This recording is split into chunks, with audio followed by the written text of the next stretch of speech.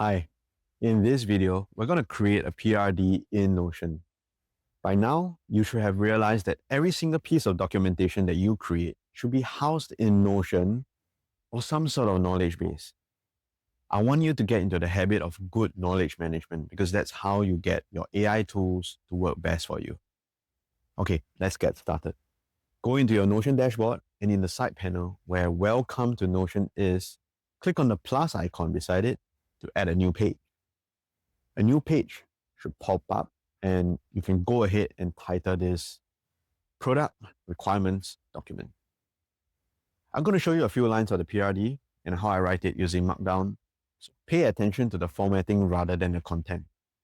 But don't worry, the entire PRD is in the YouTube description below.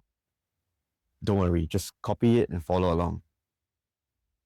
Now I'm going to start with Overview, which is obviously a subheader within your PRD. And I'm going to lead with two hex keys. Then for each subsequent point under Overview, I'm going to either use a bullet point or I could just bold the points using asterisks. Now notice how when I paste the Markdown, the text just appears formatted automatically, and this just frees you up to focus on writing. If any of the Markdown doesn't render properly, like Overview in this case, it's okay. Just go back to it, delete the Markdown symbols, and try again. It should then render very nicely. I'm going to fast forward through because that's really all there is to it.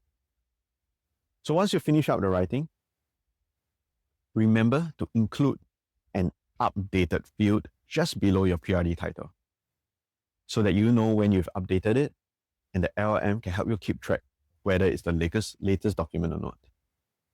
In the next video, I'm going to show you how to feed this PRD into Lovable in a structured and permanent manner, so it will always remember how your app is to be created.